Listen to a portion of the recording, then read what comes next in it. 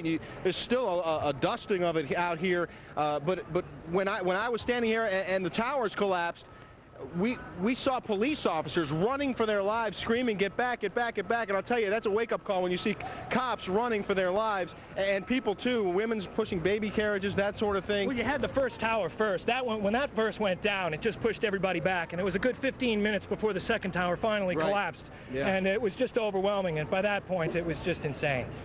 Well, I'm hearing a lot of similar stories from people who were inside the building. One gentleman we spoke to earlier today, John, was on the 77th floor and said it was a relatively orderly evacuation at that point after the first plane hit the first tower. Everyone going down the stairs, not a lot of panic.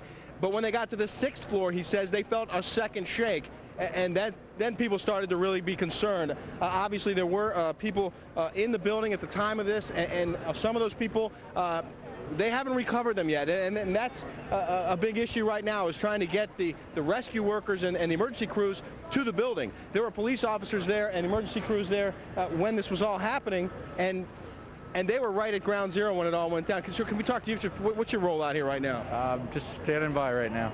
Can't say what role I'm playing right now. Well, there's a lot of standing by. There's also concern that some of these other buildings might actually come down. This building right here with the glass that you see, the nearest tall building, that has structural damage as well. We saw a lot of glass broken out, and a corner of the building appeared to be in distress, and there's concern that there might actually be another collapse of that building. And I can also tell you that when we first got here, we were a few blocks up. We could actually see debris from one of the planes on the street, a huge gear at one point, looked like a piece of an engine at another point. So that debris is still littering that area up there. They had roped it off with police tape, and they had FBI agents out there, and that was just before the first tower came tumbling down and everyone went running away. So there's evidence out here. There's a lot of work left to be done, and as you can imagine, the streets are a bit chaotic at this point. But I just want to show you one drastic difference looking north as opposed to looking south. Blue skies, clear streets, not a lot going on over there. But then come back around this way, Dan, and you'll see just smoke billowing from the scene. Still obviously a major disaster waiting to be cleaned up. Back to you, John. All right, Rick Leventhal in Lower Manhattan, thank you very much. A dark day in America, September 11th, 2001. 2 planes strike the World Trade Center, obliterate it. It has collapsed. Another plane hits the Pentagon. It is still on fire, and we may not be done yet. Britt Hume, our Washington managing editor, is in D.C. Britt? John, just some notes from our State Department reporter Terry Schultz. All U.S. diplomatic posts worldwide have been notified of what has happened here and have been encouraged to take what is called appropriate action. Ambassadors in such a situation have the right, should they choose to close embassies. It's worth noting here that Secretary of State Colin Powell is out of the country. He was down in Lima, Peru, is on his way back. He has released remarks saying that this is a terrible tragedy, and adding, this is from Colin Powell, Secretary of State, the U.S. government will find those responsible. At the State Department, which has been largely evacuated, it's worth noting that Deputy Secretary of State, and now for the moment at least Acting Secretary of State Richard Armitage, is there and has elected to stay in the building. So that is the state of play here as we continue to watch fire, which, as you noted, is still burning at the Pentagon, and we watch, obviously, the southern skies to see whether anything comes of this report of a plane bound here. I should add to that, by the way, this report to this business about a plane being on its way here, that that Senator Kent Conrad, remember the Democratic leadership on the Hill, chairman of the Budget Committee, told our Colin Spencer just a short time ago that he was aware that 16 U.S. warplanes had been scrambled and were in the air in this area. So any airplane, I think, that attempts to attack Washington or crash into it is probably going to have to contend with them, and I wouldn't want to bet that it would ever happen. But it does raise the possibility, of course, of an ugly incident in the skies in or near Washington. John? Britt, we know that President Bush is okay. We know he is on board Air Force One, but it would seem that they are not going to be bringing him back to Washington at this point? John, I don't think we know that, and I think that, that there's a very great likelihood that the Bush administration will want to have him here and in familiar surroundings and seen in familiar surroundings as soon as possible in an effort to calm the nation. This is a nation right now, mind you, except for the things that we have been able to quote, that except for the remarks and the additional remarks that we heard from President Bush earlier this morning, just before he took off from down in Florida to come back here, this is a nation that has not heard publicly from its government. And at such times, obviously, it is characteristic of a government that you send somebody out, they stand before a camera, they tell you what the state of play is, they furnish information, they seek to assure people. Under these circumstances, with people evacuating buildings in Washington and everybody on a high state of alert, it's understandable that wouldn't have happened. But one has to imagine that the administration will want that to happen as soon as it is safe for it to happen. So I would imagine that the president is headed in this direction, whether he is headed to the Andrews Air Force Base outside Washington where he would normally land or some other location. Obviously, we don't yet know. We got an eye on that for sure, though. Is there a broadcasting capability aboard Air Force One? Could he address the nation from the plane if he chose? Every known form of modern communication is there, but my guess is, John, that he'll want to be seen.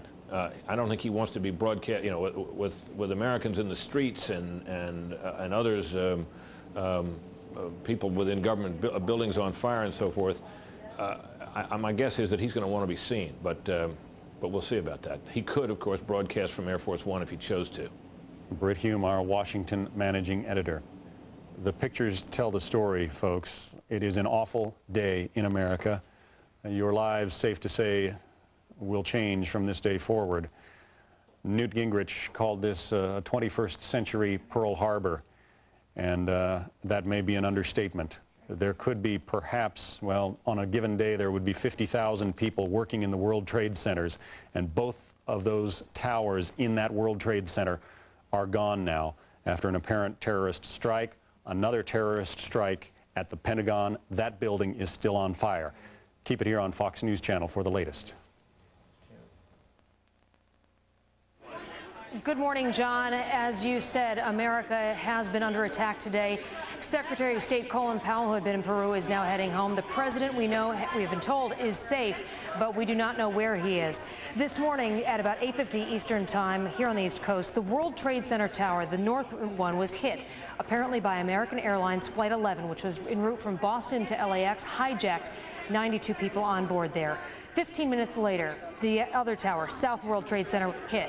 Also apparently by an American Airlines plane. This one, we believe, from Dulles to Los Angeles, 64 people on board that plane.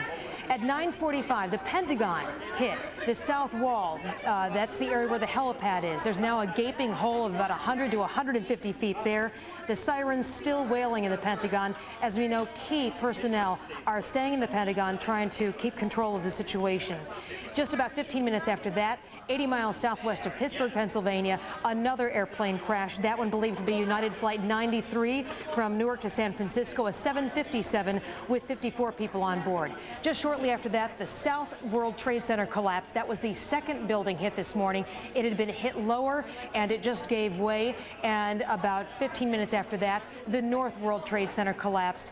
It is incredible for those of us who covered the World Trade Center bombing back in the 90s to take a look down now and at first see that scene replayed, and now those World Trade Center buildings absolutely gone, all 110 stories.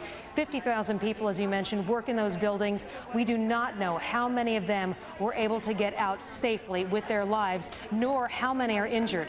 We do know that New York area hospitals, several of them say they are full. They're asking anyone in the area to donate blood as soon as possible, saying there is a critical need for it.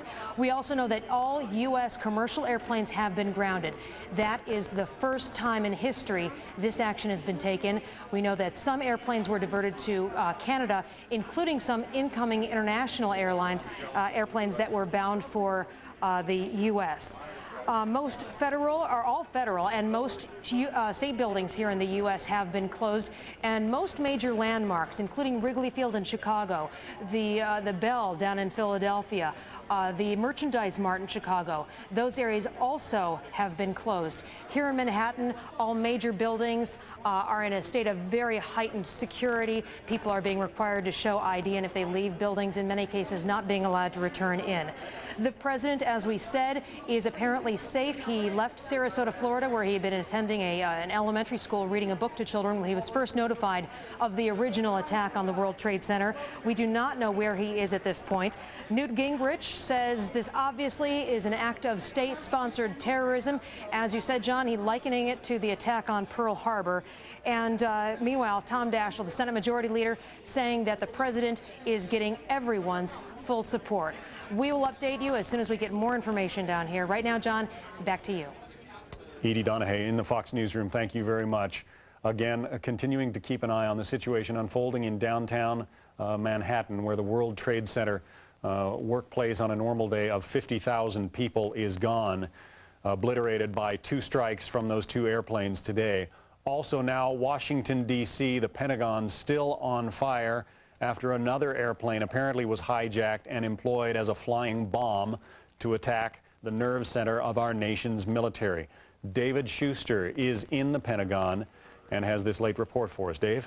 John, we can report for you that the Pentagon fire is still out of control. Flames have started now about 100 feet away from where it's clear you can see where the plane hit the south side of the Pentagon. Eyewitnesses describe a silver commercial jetliner, possibly a United Airlines. It's not been confirmed, but a silver commercial jetliner slamming into the south side of the Pentagon this morning at approximately 9:40 a.m.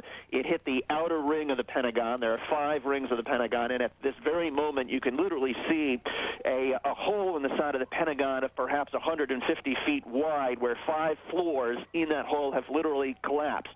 We can see that flames have spread to the center part of the Pentagon, to some of the inner rings. In addition, on the outer ring, the E ring that was initially hit by that plane, now about 100 feet away, flames are leaping out of some of the office windows there.